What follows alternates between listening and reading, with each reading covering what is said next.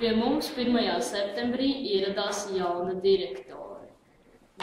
Bet iedomājieties, viņai bija zili gari mati. Iedomājieties, zili gari mati.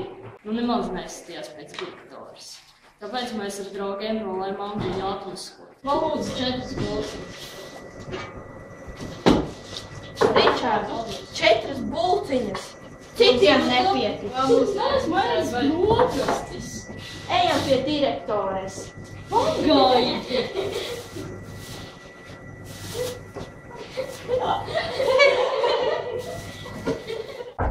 Lūdzu.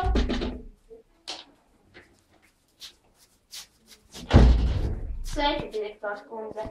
Iedomājieties, viņš nopirka kafejnīcā 4 bulciņas. Varbūt viņš nebija pēc brokastis. Bet 4 nevar, citiem nepietiks. Lai nu kā, lūdzu, atstājiet mums dzīvē tā. Bet, lūdzu.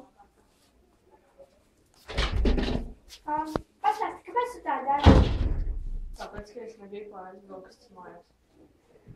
Labi, tā nedarīt arī, tāpēc tu uzrakstīsi, paskaidrojumu. Es tikmēr sēšu parunāties ārā ar kārkoņus.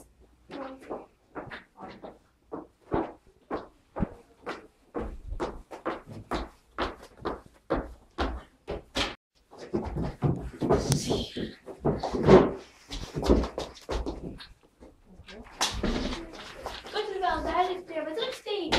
Jā. Labi, tu vari doties projām, jo tūlīt droši vien skanēs. Uzredzēšanos.